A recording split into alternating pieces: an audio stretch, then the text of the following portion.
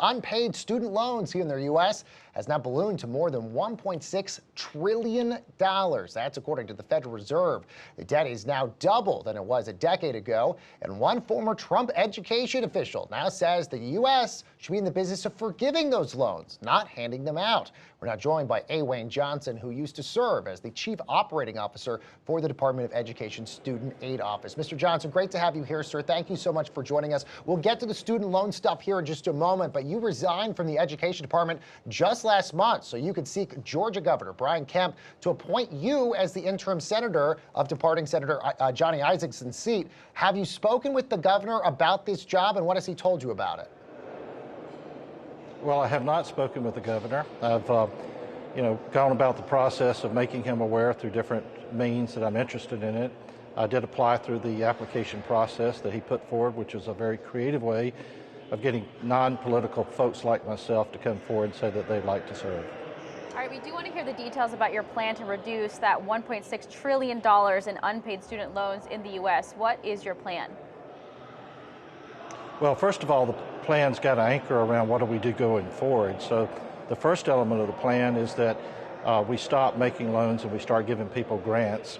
And the amount of money that I believe people should be provided with through a grant is $50,000, and that would be a lifetime entitlement to go forward and get skills training to get an academic degree if they choose.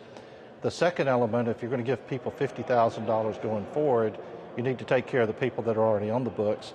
So there'd be $50,000 worth of relief for the people that already owe us money at the federal government level. That would take care of, by the way, about 37 million people. Their debt would be totally removed. There are people beyond that, between 37 million and 44 million, that still owe beyond 50,000. They would still get the 50,000 of relief, but they would continue to have to pay back against what they owe above the 50,000.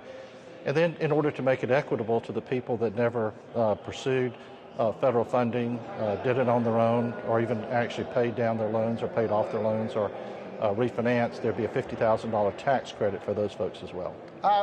What caused you to realize this situation about the student loan crisis while you were working for Betsy DeVos in her office? Because again, these are usually proposals we would see something from the Democratic Party. But was there some sort of big thing that happened that you were like, I can't believe how bad this has gotten out of control? Well, first of all, the Secretary is very committed to doing the right thing by the American taxpayer and the American student. And I was very proud to work with her in the pursuit. But the net of it, it's spending 2.5 years front and center, making the operations activities that we've been entrusted to make operate smoothly. It became very apparent to me that we're just getting people more and more people into a problematic situation. That was coupled with the fact that before taking office, I completed a doctorate in higher education finance and focused on student loan debt. And then I've got 35 years of experience in the private sector with consumer finance. And it was a combination of things that led me to very clearly understand that we can't keep on doing the same things that we've been doing, and that the idea of making loans to people through a very unorthodox loan structure, drawing upon unlimited amounts of money from the federal government to match up against unlimited pricing or unchecked pricing from the colleges and universities, is just something that's got to stop. In my time in office, it was very clear to me that only the Congress can fix this, and so when Johnny Isakson announced his stepping down, I saw it as quite frankly, something I needed to do in order to bring myself forward and see if I could be entrusted to set about fixing this problem. What would be your immediate execution plan to make these changes as a Georgia senator? Well, first of all, the good news is by appointment I'd be in office the first week in January, so I wouldn't even have to wait for the election cycle to run. I've already started talking to some people here in the Congress, even this course of this week, about what could be done. And the first thing you got to do is make some create awareness on the part of the other Republicans in terms of why this is a physically responsible thing to do, and quite frankly, help them understand the magnitude and depth of the problem. So it's awareness is number one. Number two, in order to give some immediate relief, we need to use the powers of the administration in order to suspend any negative reporting that's going on in people's credit bureau reports related to student loan debt. A lot of people have unfairly reported information there.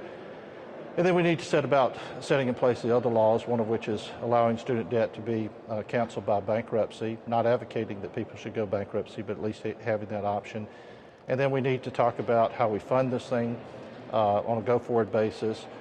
With regard to funding the amount of money that we would cancel out, that's actually already part of the federal deficit, so it's already funded by the government. It's just recognizing that it's canceling that debt would provide a lot of relief to a lot of people and would not add any additional obligation on the part of the United States government from a deficit standpoint. So, Mr. Johnson, in your plan, after the debt is essentially forgiven, what happens then?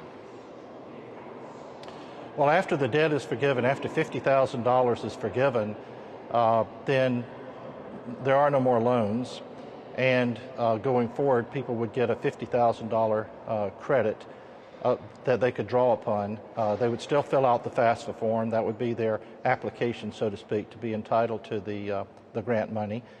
If somebody is, less financially fortunate, there would also be a continuation of Pell Grants, and then also I'm looking at putting in place some special grants for science, technology, education, engineering, and math. So when you look at it, $50,000 plus those supplemental grants will get just about everybody through a undergraduate degree. At that point in time, if they want to pursue a graduate degree, they could still draw upon whatever the $50,000 they didn't use, but they would be looking at the private sector or perhaps some other types of income share agreements to be able to advance beyond an undergraduate degree.